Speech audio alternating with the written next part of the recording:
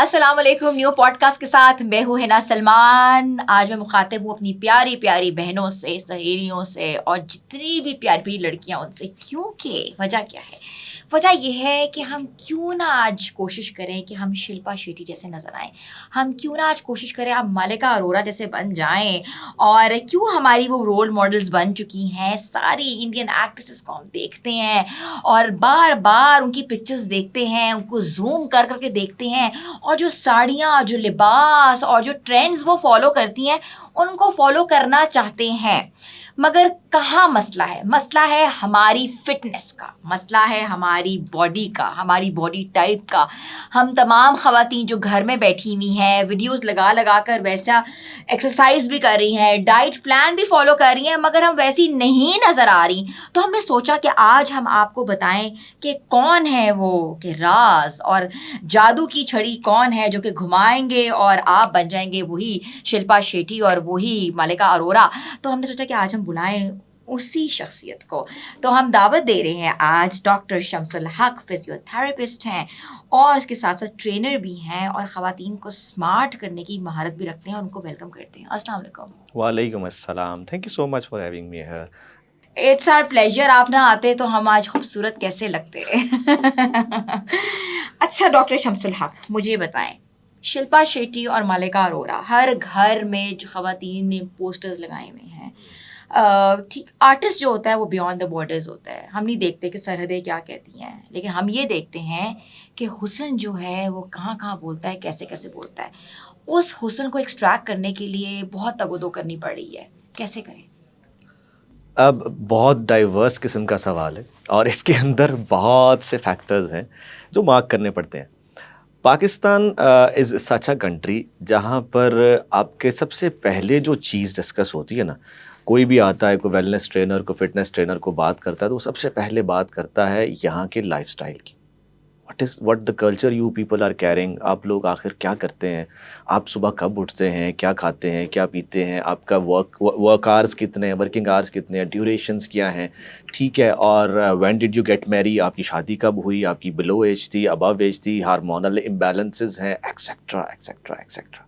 सो इसमें बहुत से फैक्टर्स आते हैं, starting it from the exercise routines और फ्रॉम द डाइट। तो अभी आपको एक मज़ेदार बात बताता हूँ, पाकिस्तान की 92% वुमेन विटामिन डी डेफिशिएंट है। This is the recent report. अब डाइट्स में हमारी ये सूरत हाल है कि आपको जो नॉर्मल एक लेवल किसी एक न्यूट्रिएंट का चाहिए वो भी आप नहीं लेते, ठीक है। आप ऑप्टिमल, इसका मतलब ये है कि आप जितनी मर्जी ट्रेनिंग्स कर लें, आप कुछ भी कर लें, आप ऑप्टिमल रिजल्ट्स जो है वो नहीं ले पाएंगे। रही बात शिल्पा और मलाइका की, तो डेफिनेटली हर कोई चाहता है कि वो लीन भी हो, स्मार्ट भी हो, फैट ना हो। अब फैट के मल्टीपल टाइप्स हैं पाकिस्तान के अंदर। जिस तरह मैंने कहा, कल्चर बड़ा रोल प्ले करता है, आपका फूड बड़ा रोल प्ले करता है।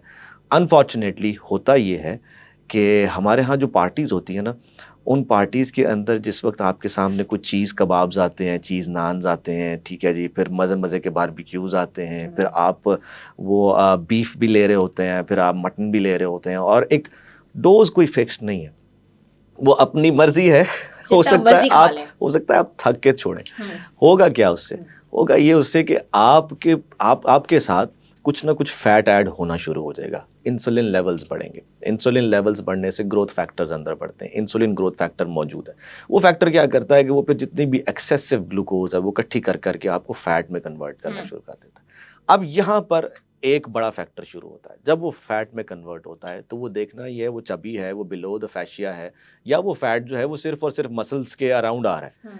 अब हम क्या करते हैं, फैट आ गया, खा भी लिया, उसके बाद आपने थोड़ा बहुत एक्सरसाइज किया। क्या वो एक्सरसाइज या योगा जो आप देखने दिखाने के लिए कर रहे हैं या शिल्पा लगने के लिए कर रहे हैं वो इनफ था? जो आपने खाया, जो आपने लिया, जो आपने अब तक मतलब आपकी डोज रही, एक्सरसाइज इनफ थी? No, that is not enough. The only problem lies in planning. हम बहुत पुअर प्लानर्स हैं। हमारा क्या होता है कि अगर आप डाइट शुरू भी कर लेना तो चीट डे पहले आ जाता है, ठीक है। Every second day is a cheat day. Every second day is a cheat day. अच्छा, इसके बाद क्या होता है कि जब आप एक्सरसाइज प्लान कर रहे हैं तो एक्सरसाइज प्लान भी आप थ्रू एक्सपर्ट ओपिनियन नहीं कर रहे हैं। क्यों? देखें ट्रेनर जी, नहीं रखा हुआ देखें जी, your body and my body is all different. अल्लाह ने यूनिक बनाया है, हम बहुत यूनिक है। मेरी बॉडी उस तरह रिस्पॉन्ड नहीं करती एक्सरसाइज को जिस तरह पॉसिबली आपकी बॉडी कर रही हो। मेरी मसल मेमोरी में और आपकी मसल मेमोरी में बहुत डिफरेंस है। मेरे लेवल ऑफ एंड्योरेंस में और आपके लेवल ऑफ एंड्योरेंस में बहुत डिफरेंस है। अब होना क्या चाहिए? होना ये चाहिए, इन लोगों ने भी क्या किया है, इन्होंने फेजेस पे यकीन रखा है। बड़ा स्ट्रॉन्ग बिलीफ है कि उसने ये कहा कि मैं 6 माह के अंदर ये चेंज लाऊंगी। अब वो 6 माह के अंदर जो प्लान के अंदर फैक्टर्स मौजूद हैं, जिसमें कार्ब्स नहीं होंगे, जिसमें फैट्स नहीं होंगे, जिसमें वो सारी डाइट जो कि रिस्ट्रिक्टेड है वो नहीं लेनी, इसका मतलब यह है कि वो नहीं लेगी। दैट मीन्स कि Cheat वो नहीं नहीं करेगी, लेगी, हाँ। She will not go for that cheatings. फिर दूसरी चीज है उसका प्लान। अब जैसे ही वो प्लान एक्सरसाइज प्लान, जैसे ही वो एक्सरसाइज प्लान पर शिफ्ट करेगी तो एक्सरसाइज के अंदर she will be starting from those warm ups and beginner level. Okay. हमारा क्या होता है, हमारे यहाँ खवातीन पहली बात तो जाती नहीं एक्सरसाइज करने। जिम का तो किसी को कह दो तो वही लगता है कि भाई पता नहीं ये कितना गैर अखलाकी बात आपने कर दी है यार, खातून जाके जिम करेगी, हद हो गई। ये टैबूज हैं जो हम डेली फेस सारे करते मर्द हैं। हजरात वहाँ होंगे, वहाँ मर्द हजरात हाँ, होंगे, कोई हाँ। देखेगा, कोई ये होगा, वो होगा। देखें, इट्स अप टू यू, बिल्कुल। ठीक, ये एक अलग डिबेट है, लेकिन टैबू इज देयर, ये सोशल टैबू है हमारा आज भी।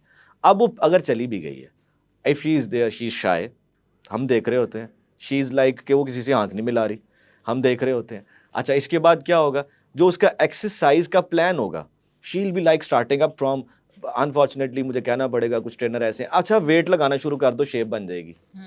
अच्छा, वेट आज 5 किलो करते हैं, कल 10 किलो करेंगे, फिर 15 करेंगे, फिर 20 करेंगे, तो ना आपका वो शेप आना शुरू हो जाएगा। वेरी सॉरी, फीमेल्स के मसल्स ऐसे नहीं, फीमेल्स के कर्व्स ऐसे नहीं बनते। You need to actually have that one beginner level of 3 months. कम से कम आप 3 मंथ्स में आपको अपना कार्डियो स्ट्रॉन्ग करना पड़ता है, आपको साथ अपने जो है स्टेमिना इस पे काम करना पड़ता है, आपको रेपिटिशंस पे काम करना पड़ता है।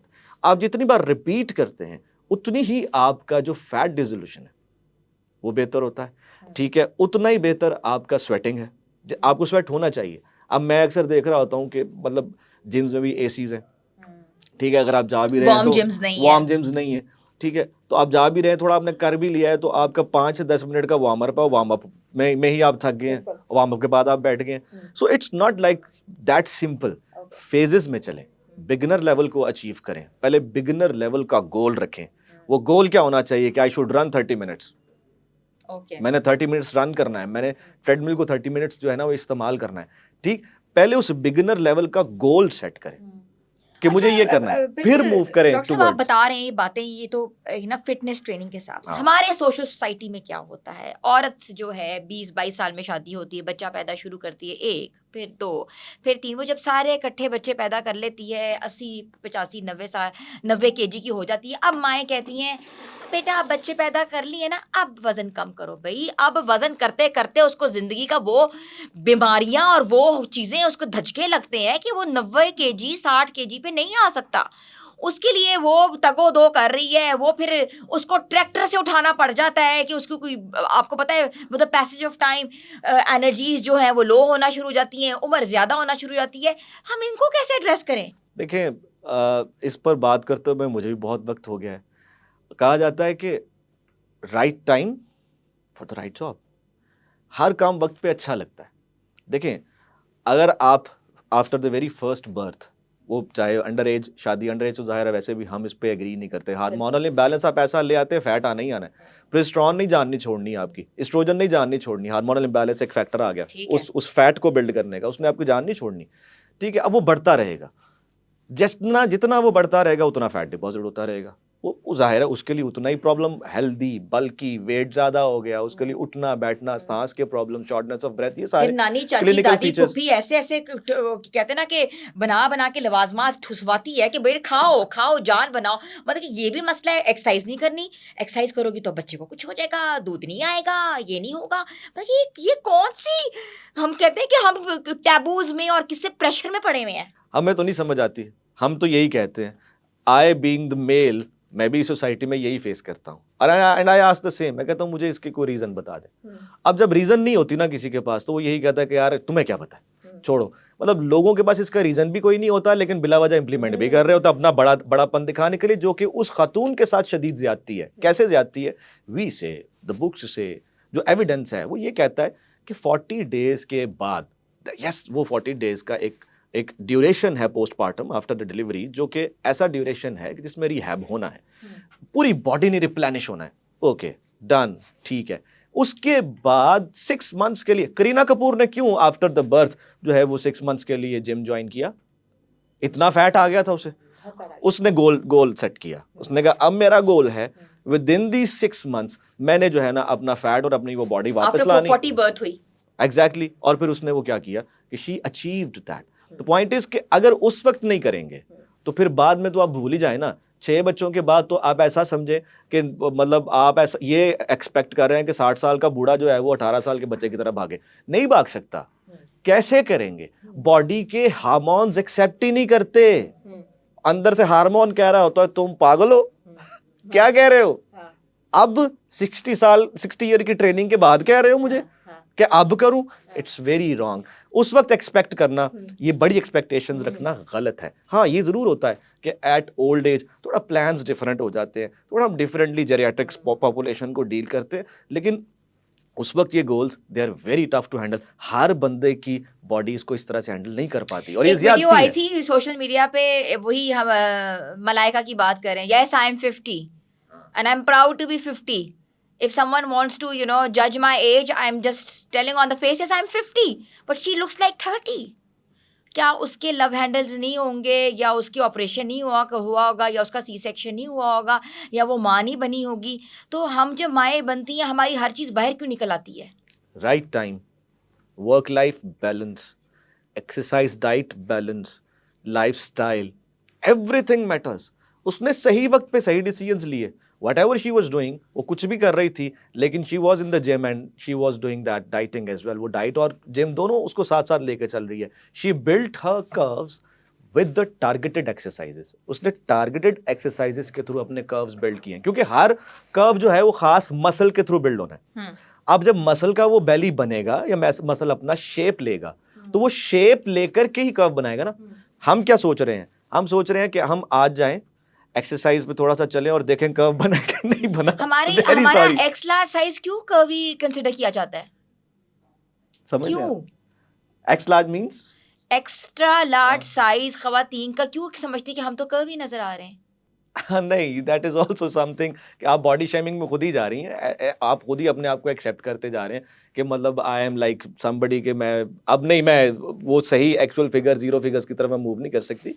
ऐसा नहीं है। बात ये है कि इन लोगों ने जो अपने ट्रेनिंग प्लान्स बनाए हैं, उन ट्रेनिंग प्लान्स में फाइनल प्लान कर्व्स का है।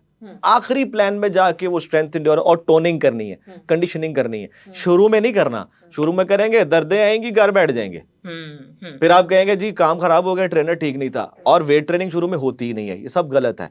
ये ऑनेस्टली सेइंग, जितने बॉडी बिल्डर्स और जितने बॉडी बिल्ड करने वाले जिम्स हैं, they have misguided the people. इन्होंने लोगों को गलत गाइड किया है कि शुरू में जाते ही ट्रेनिंग शुरू कर दो सब कुछ हो जाएगा। ऐसा नहीं होता। It's wrong. आपको पहले कार्डियो बिल्ड करना होता है, मसल मेमोरी बिल्ड करनी होती है, उसके बाद आप स्ट्रेंथ पे जाते हो। थर्ड फेज पे कंडीशनिंग पे जाते हो। कंडीशनिंग पे कर्व बनेगा, ठीक है, फिर वो स्ट्रेंथ लगाएगी, फिर वो अपने खास मसल के लिए कर्व बनाएगी, फिर शेप बनाएगी। शेपिंग फिर लॉन्ग प्लान है, प्रोसेस। एग्जैक्टली। हमें रेजिस्टेंस चाहिए, अपने साथ फाइट करना। एक्सरसाइज ये सिखाती है, हर किस्म की स्पोर्ट ये सिखाती है। आपने अपने अगेंस्ट जाना होता है। डॉक्टर शमसुल हक, मुझे बताइएगा, केजी मैटर करता है या कि इंचेस कम होना मैटर करता है? आई थिंक आपको बीएमआई पे ज्यादा बिलीव करना चाहिए। अब बीएमआई जो है वो केजीज और इंचेस दोनों को मार्क करता है। ठीक है, अगर आपके केजीज कम हो रहे हैं तो इंचेस भी कम हो रहे होते हैं। Inches means I am talking about the fat, skin fold fat की बात कर रहा हूँ। तो वो स्किन फोल्ड कम हो रहे होते हैं। ज़ाहिर है हाइट तो कम नहीं होती, तो वो स्किन फोल्ड मेजरमेंट्स जो होती हैं वो भी कम हो रही होती हैं। So I believe KG is more important. अक्सर खवातीन कहती हैं हमें इंचेस में फर्क पड़ा है, केजीज नहीं ड्रॉप हो रहे, क्यों? हाँ, टारगेटेड मसल ट्रेनिंग नहीं हो रही, टारगेटेड मसल्स नहीं है। ठीक है, अब देखना पड़ेगा हिप्स पे अगर फैट ज़्यादा है या अराउंड द पेल्विस फैट ज़्यादा है, तो वहाँ पर उनके टेंसर फैशिया लाटास और उनके जो साइड पे एब्डक्टर्स हैं, कुछ वो ऐसे मसल्स हैं जो अभी भी अपनी शेप में नहीं आ रहे। वो वैसे भाग तो रहे होंगे, कार्डियो भी कर रहे होंगे, सब कुछ कर रहे होंगे, लेकिन वो टारगेट नहीं मिल रहा होगा। तो उस टारगेट के लिए उनको वो टारगेटेड एक्सरसाइजेस करनी पड़ेंगी। फिर सम टाइम ऐसा होता है कुछ के स्केलेटल चेंजेस आ जाते हैं। अब स्केलेटल चेंजेस को डील करना आसान नहीं है। देखें ना, अगर किसी के 4 बर्थ्स हो गए, 4 बर्थ्स में क्या होता है, हर बर्थ में प्रेगनेंसी के दौरान पेल्विस एक्सपैंड करता है। पेल्विस आपका जो है वो खुलता है, वो एक्सपैंड करता है। एक्सपैंड करने की वजह से फिर लैक्सिटी भी थोड़ी बढ़ती है। अब जब एक्सपैंड कर गया तो एक्सपैंड करने के बाद रिवर्स करना इज अ टफ टास्क, स्केलेट बिग टास्क, ये मुश्किल चीज है। तो कुछ केसेस में ऐसा हो सकता है, नॉट इन एवरी केस। तो ये देखना पड़ता है, उस पर्सन को उस वक्त असेस करना पड़ता है, ये देखना पड़ता है कि क्या पेल्विस एक्सपेंशन किस हद तक है और क्या पेल्विस एक्सपेंशन की वजह से चेंज आया और वो चेंज जो है वो इनके कर्व्स को प्रॉपर बिल्ड होने नहीं दे रहा। अगर वो नहीं है तो फिर तो it's a matter of only 1 month. ठीक है, इंटरमिटेंट फास्टिंग का कॉन्सेप्ट बहुत ज़्यादा आया, लोगों ने फाके शुरू कर दिए और 8 आवर्स की विंडो में जो है मील कंज्यूम करते थे, जिससे काफ़ी ख़वातीन जो देखा है इन्होंने लूज़ भी किया और उसके बरक्स जब छोड़ी तो डबल पुट ऑन किया। क्या कहेंगे? रिसेप्टर डीरेगुलेशन इसको हम कहते हैं। जिस वक्त आप इंटरमिटेंट फास्टिंग करते हैं तो आपके सेल्स जो शुगर लेते हैं ना, वो छोड़ देते हैं शुगर लेना, वो डीरेगुलेट हो जाते हैं। ठीक है, अच्छा, आप डीरेगुलेट करने की आप कोशिश करने ही लगते हैं, साथ ही आप उसको बाद में ग्लूकोज देना शुरू कर देते हैं। फौरन हमारा एक मैकेनिज्म है अप रेगुलेशन। अब वो जो रिसेप्टर है पहले से डबल अपटेक करना शुरू कर देता है, आपकी मशीनरी पहले से ज़्यादा एक्टिवेट हो जाती है।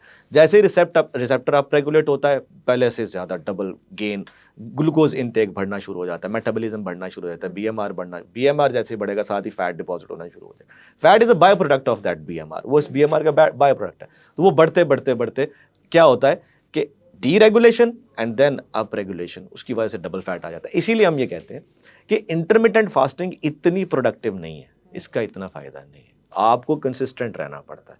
अगर आपने मसल्स की और अपने सेल्स की मेमोरी को अच्छा रखना है, इनकी अपनी मेमोरी है और मेमोरी को आप चाहते हैं कि वो लॉन्ग टर्म रहे, वो सिर्फ शॉर्ट टर्म ना रहे। कुछ देर के लिए किया छोड़ दिया, इससे रिजल्ट्स नहीं आएंगे।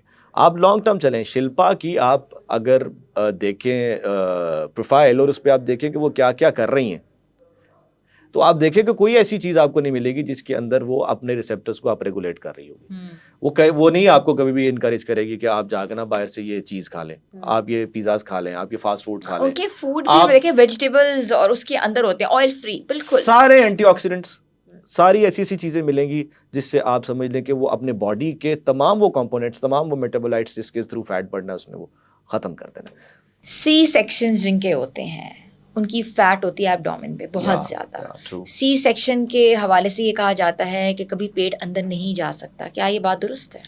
देखें, इसमें एक इफेक्ट आता है डॉनिंग, एक वो जिसको हम कहते हैं कि पॉइंटेड एब्डोमेन हो जाता है, पॉइंटेड सा बन जाता है आगे से, एक पाउच जो होता है वो सा बन जाता है, कैरी करना पड़ता है। ये थोड़ा सा अनफॉर्चुनेट है at the level of surgeon. मैं सबको ये रिक्वेस्ट करूँगा कि प्लीज़ ये कोशिश करें कि आपकी जो ये सर्जरीज हैं जनरल सर्जन से करवाएं। They know it better how to cut the muscles, और उनकी बैलीज को इस तरह से बचा के रखा जाए कि फ्यूचर में फ़ायदा हो। होता ये है कि अनफॉर्चुनेटली, मैं सब ऑडियंस को नहीं कह रहा, लेकिन कुछ ऐसे हैं जहाँ जिनकी वजह से ऐसे इश्यूज आते हैं, दे डोंट इवन नो कि मतलब कहाँ से काट रहे हैं। हमने तो थिएटर्स के अंदर देखा है, बीइंग द डॉक्टर मैं अंदर रहा हूँ, हमने ऑब्जर्वेशंस पे हम जाते रहे, हम बाद में प्रैक्टिस करते रहे, तो अल्लाह ही माफ़ करे।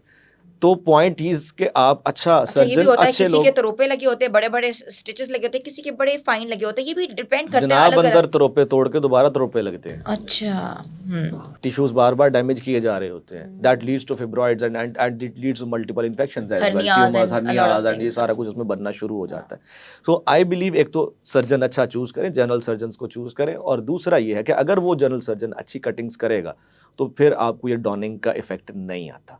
ठीक, हाँ, ये ज़रूर है कि इसको मिनिमल किया जा सकता है, कम किया जा सकता है। रेक्टस एब्डोमिनस, जिसको आप एब्स कहते हैं, उन एब्स को हम कुछ हद तक 3 बैलीज एक तरफ 3 बैलीज एक तरफ हम ट्रेन करके और उसके फैशिया को हम स्ट्रेटन अप कर सकते हैं, थोड़ा टाइटन अप कर सकते हैं, जिससे थोड़ा बहुत शेपिंग में फर्क आ जाए। खवातीन के आर्म्स का बहुत बड़ा इशू है, बहुत ज़्यादा बल्जी आर्म्स हो जाते हैं with the passage of time. I think मेरे भी हुए हैं, साइड से निकल आते हैं, जो मर्जी हो जाए, एक लटकने वाला जो आर्म है वो हो जाता है सैगी हो जाता है। क्यों? और उसको हम कैसे ख़त्म कर सकते हैं? ये है स्ट्रेंथ ट्रेनिंग का फाइनल, इसका रिजल्ट आपको स्ट्रेंथ से मिलेगा, यानी वेट से मिलेगा। अब आपके ये बाइसेप्स हैं एक्चुअली, और ट्राइसेप्स हैं, सॉरी। अब जो ट्राइसेप्स हैं ना, actually they are losing their bellies, ये अपने बेलीज लूज कर रहे हैं। तो आप क्या करें कि इसी तरह बिगनर लेवल पे जाके पहले ट्रेनिंग्स करें, ट्रेनिंग्स के बाद ट्राइसेप की ट्रेनिंग हम स्पेसिफिकली ऐड स्लीवलेस करें। नहीं पहन सकते क्योंकि हमें लगता है हमारे आर्म्स बहुत मोटे लगेंगे, या हम हाफ स्लीव्स नहीं पहन सकते, हम फिर पूरे बाजू पहनते हैं क्योंकि आर्म्स ही इतने मोटे हैं। हाँ नहीं, इसके लिए आपको ट्राइसेप्स को स्पेशली फोकस करना पड़ेगा। ट्राइसेप्स की एक्सरसाइजेस करें रेगुलरली, और स्ट्रेंथ एक्सरसाइज, रेजिस्टेंस जिसको हम कहते हैं, कम से कम 10-10 किलो का वेट आपको इसमें ऐड करना पड़ेगा। थोड़ा सा ख़वातीन के लिए टफ होता है ये, लेकिन कर जाती हैं, 10 किलो तक तो कर जाती हैं। इससे ऊपर इश्यूज आते हैं। 10 किलो एक ऐसा थ्रेशोल्ड है जिस थ्रेशोल्ड के ऊपर ज़रा मसल जो है वो अपनी शेप यानी हाइपरट्रॉफी की तरफ जाना शुरू होता है। तो वो अच्छा है कि अगर आप इसमें थोड़ी सी स्ट्रेंथ ट्रेनिंग ऐड कर लें तो डॉक्टर कैन साहब, बी ऑनलाइन ट्रेनिंग बहुत ज्यादा इन हो रही है, यूट्यूब के ऊपर जी ट्रेनर्स बैठे हुए हैं कि आप हमें पैसे भेजें, हम आपको ट्रेनिंग कराएंगे। आपको लगता है इससे फायदा है? मेरा ख्याल है कि ये मीडियम गलत नहीं है। आपको सिलेक्ट करना पड़ता है, यू नीड टू चूज़। आपको चूज़ करना पड़ता है कि जिसको आप जिससे आप सर्विसेज लेना चाह रहे हैं उसकी प्रोफाइल क्या है, वो कौन है। You should see it first. अगर मैं ख़वातीन के एलिमेंट पे रह के कहूँगा, आपने एक सूट लेना हो ना तो आप 50 लोगों से पूछते हैं कौन सा नया ब्रांड आया, कौन सी नई चीज़ आई है, कौन सा ये आया, वो आया, फला फला फला फला। तो when you choosing your doctor और फिटनेस ट्रेनर और what ever, you should be very sensitive regarding that. आपको देखना चाहिए कि आप वहाँ पर जिस बंदे से सर्विसेज ले रहे हैं उसके एक्सपीरियंस, उसकी डिग्रीज, उसकी क्वालिफिकेशंस और उसके प्रीवियस फीडबैक्स, वो पहले आप देखिए और उसके बाद आप चूज़ करें, सो दैट कोई ऐसा ना हो कि हमें हमारे बड़े कहते थे कि यार प्लीज़ डॉक्टर तो बन गए हो लेकिन देखना कि आगाज किसी की डेथ से ना हो। कोई अच्छा, तुम्हारे ट्रेनिंग के हाथों को साथ मर ना साथ जाए। मुंह को कितना जिप अप करना चाहिए? बहुत ज़्यादा, मतलब मुंह तो आपका एक ऐसा है कि इसी से आपने एक्सहेल करना है, और एक्सहेल करते हुए आपने मैक्सिमम जो कार्बन डाइऑक्साइड है ना वो इससे रिमूव करनी है। ठीक है। तो मुंह को बिल्कुल जिप एक अप करना औरत चाहिए। उसकी दिन में कितनी कैलोरी नीड है? I think it goes around 4000 kilo calories. 4000 ले सकती है वो? 4000 ले सकती है कैलोरीज। वो तो बट फिर डिपेंड, वेट नहीं कम करेगी। नहीं डिपेंड करता है ना, ये नॉर्मल आपने पूछा है कि डिपेंड करता है ना। अगर उसने वेट कम करना है तो फिर इसको 1500। फिर इसको 1/4 पे ले आते हैं, वही 1500 भी नीचे आ अच्छा, जाएगा, 1000। ये 1000 पे आ जाएगा। 1000 पे आ जाएगा। 1000 पे वो सर्वाइव कर सकती है, बिकॉज देखें आपके ना वाइटल ऑर्गन्स हैं, उन्होंने काम करना है, उनको एनर्जी चाहिए। आप उनको शॉक में नहीं लेके जा सकते। अगर उसके लिए न्यूट्रिएंट नहीं है तो वो शॉक में चला जाएगा, शॉक मींस डेथ, वो काम नहीं करेगा, ठीक है। तो उसकी न्यूट्रिएंट चाहिए हमें, तो वो चलेगा। इसलिए 1/4 पे आना 1000 तक, that would be enough. Yoga और फिजियोथेरेपी में क्या फर्क है? Yoga is actually based on stretches and physiotherapy अच्छा, योगा भी लोग अलग अलग कराते हैं, कोई कहते हैं क्रोकोडाइल स्टाइल है, कोई कहते हैं ये बंदर स्टाइल है, कोई कहते हैं जी ये स्ट्रेचेस हैं, ये पोजीशंस ये हैं। आपकी वो जो है कोबरा बन गए हैं आप, यहाँ कहते हैं आप मछली बन गए हैं, यहाँ आप लड्डू बन जाते हैं। तो ये जो योगा है, और एक पिजन वाला भी है, हाँ, कबूतर वाला भी है। तो ये बात हो रही थी स्टाइल्स के ऊपर, मैं बड़ा गौर से सुन रही होती हूँ, कभी एक ज़माने में किया भी है। तो इसका फ़ायदा है कि फिजियोथेरेपी करना उसका फ़ायदा है? देखें, फिजियोथेरेपी का एक पार्ट है, मैं आपको यही कहूँगा, वो है स्ट्रेचेस और दैट इज़ योगा। फिजियोथेरेपी बहुत बड़ी डोमेन है, उसमें एक्सरसाइज सिर्फ एक्सरसाइज नहीं है, वो therapeutic exercise, that is for the treatment purpose. और वो ट्रीटमेंट पर्पस किसी भी डिसऑर्डर और डिजीज और की सूरत में हो सकता है। तो yoga is one part of it, वो इसका एक पार्ट है। हाँ, इसका फ़ायदा ये होता है, मेडिटेट करते हैं लोग इसमें। तो meditation is something talking to yourself, और आप अपने आप को एक कैथारसिस के फॉर्म में लेके जा रहे होते हैं। तो योगा का एक दूसरा बेनिफिट ये है, ठीक। इसके अलावा yoga is only based on stretches. आप पिजन बना रहे हैं तो इसका मतलब ये आप खास स्ट्रेच बिल्ड कर रहे हैं। अगर आपको एक और पोज बना रहे हैं, बर्ड डॉग बना रहे हैं, तो आप एक खास स्ट्रेच बिल्ड कर रहे हैं, ठीक है। तो स्ट्रेचेस ही हैं जिसको योगा का नाम दिया गया। Thank you so much doctor Shamsul हक साहब for being with us. It was such a fruitful session. तो व्यूअर्स, आपने देखा अगर रियल लाइफ और रियल लाइफ का फ़र्क क्या है, लेकिन फिर भी कहते हैं ना कि दिल हमारा वही है कि हम कैसे बन सकते हैं सुपरस्टार। और सुपरस्टार बनने के लिए सिर्फ कहते हैं ना कि अपने आप को चेंज करें, अपना लाइफस्टाइल चेंज करें, अपनी मुंह को जिप अप करें, और वो सब कुछ करें जो कि आज डॉक्टर साहब ने बताया है। मिलेंगे अगले पॉडकास्ट में। अपनी होस्ट हिना सलमान को इजाज़त दें, तब तक के लिए अल्लाह हाफ़िज़।